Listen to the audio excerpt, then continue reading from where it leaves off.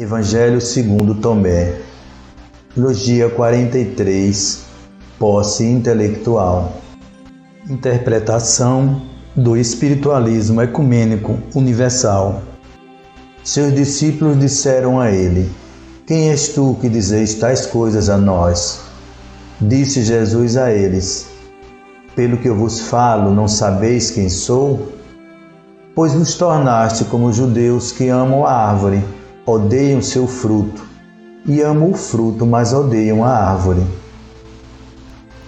Pelo que eu vos falo, não sabeis quem sou. Kardec nos ensinou: um espírito se reconhece pelos seus atos.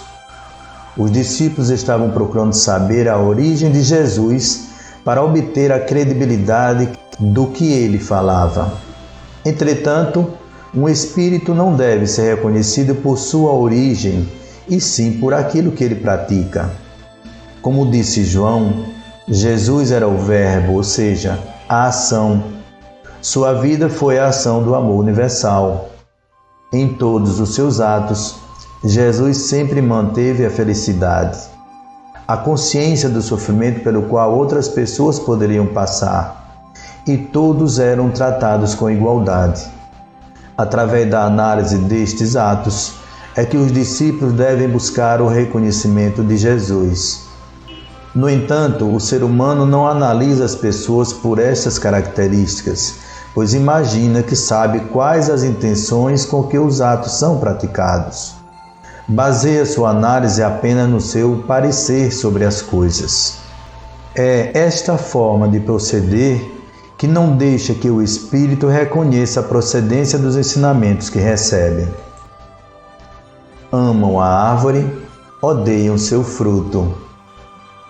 Na Bíblia Sagrada, a árvore representa o conhecimento das coisas e a fruta a prática deste conhecimento, ou seja, o ensinamento. Neste trecho, portanto, Jesus afirmou que os seres humanos seguidores de religiões judeus amam o conhecimento recebido dos enviados de Deus, mas odeiam a prática dos atos baseados nestes ensinamentos. Todas as religiões foram criadas sobre um conjunto de ensinamentos de um enviado de Deus. Porém, estes ensinamentos objetivaram criar a felicidade material e não levaram em conta a atividade espiritual que existe durante a encarnação. O objetivo do ensinamento das religiões é criar códigos de leis para que sejam seguidos com a intenção de realizar os desejos do ser humano durante esta vida. Obter a paz, mesmo com o sacrifício da vontade alheia, a felicidade, mesmo com a infelicidade dos outros, a prosperidade material, mesmo que ela retarde a evolução espiritual, o conforto, mesmo que este não traga paz espiritual. Quando um conhecimento é transmitido pelos enviados de Deus, deve objetivar sempre a paz espiritual, a felicidade universal, a prosperidade espiritual e o conforto da elevação espiritual. Para que se consiga isso, é necessário que haja uma aspiração espiritual e não material. Aquele que realmente deseja a elevação espiritual deve compreender que esta vida é apenas uma ilusão e que as coisas materiais estão aqui para serem compreendidas pela sua essência.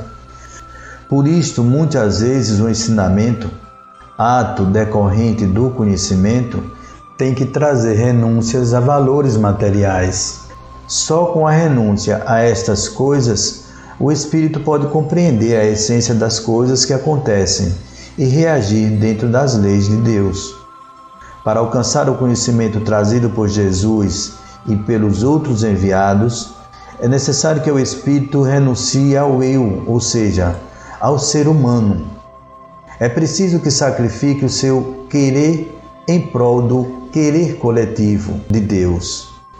Aqueles que vivem dentro dos preceitos de uma determinada religião, normalmente o fazem porque acreditam que só eles estão certos.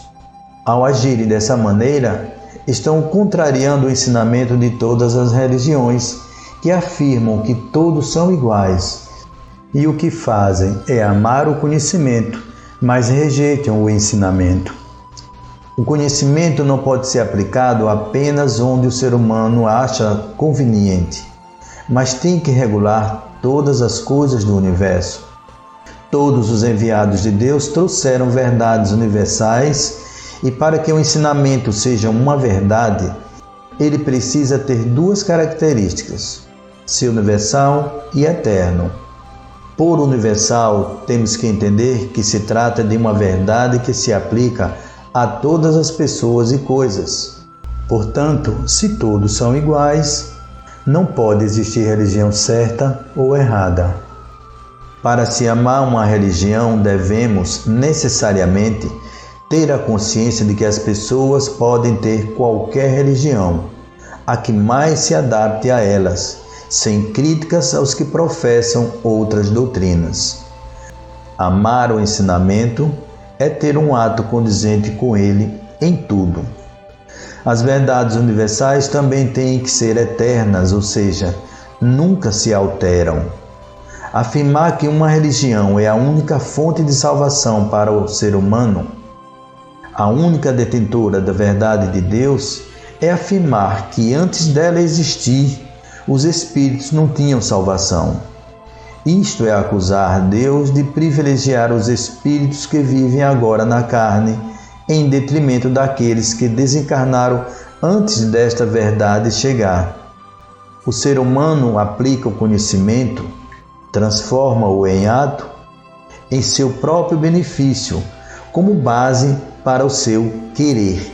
O querer dos seres humanos se alterou com o passar do tempo, mas a verdade tem sempre que permanecer a mesma.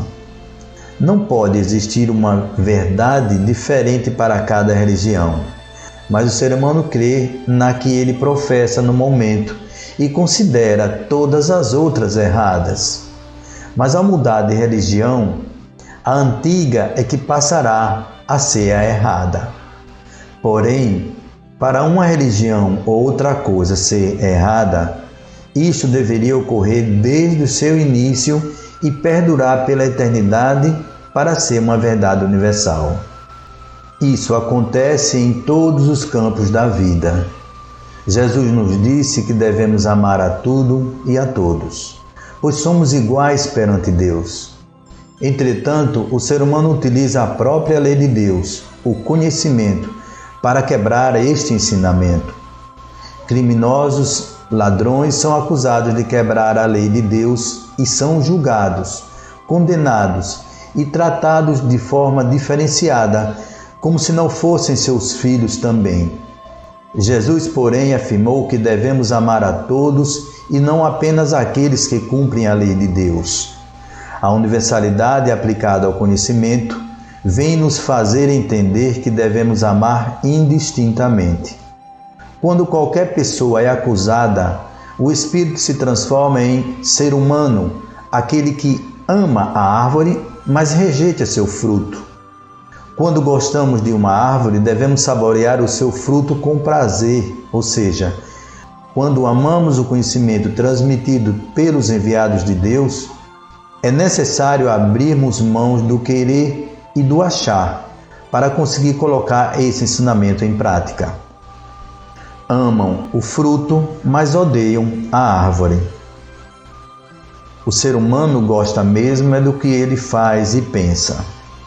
Tem prazer em julgar os outros, em criar o certo e o errado, o bom e o mal, o bonito e o feio. E assim, demonstra toda a sua rejeição aos ensinamentos de Deus. Jesus mandou amar a todos, mas eu acho que tirar a vida de uma pessoa é um crime, e por isso não amo o assassino como amo minha mãe. Os professores da lei, doutores das religiões, ensinam o amor incondicional, mas paralelamente dizem que fora da sua religião não há salvação. Ensinam que todos devem ser iguais, mas acabam com a igualdade quando afirmam que sua religião é melhor que as outras. Vivem procurando o ecumenismo, mas na verdade o que querem é a transformação das outras religiões ao que eles chamam de verdade única. Amar a árvore e o fruto é praticar o ato decorrente do ensinamento de forma universal e eterna. Se todos somos iguais, sempre seremos iguais, mesmo quando praticamos atos diferentes dos outros, e quando a religião professada também for outra. Amar o conhecimento, amar a todos, é colocá-lo na prática sem restrições, é dar a todos o direito de praticar o que acham que devem praticar, sem que haja julgamentos. Quando Jesus explica por que faz cura aos sábados, Logia 27, nos evangelhos canônicos, afirma: se vocês soubessem o que as Escrituras Sagradas querem dizer quando afirmam: eu quero que sejam bondosos e não que me ofereçam sacrifícios de animais, vocês não condenariam os que não têm culpa. Mateus, capítulo 12, versículo 7.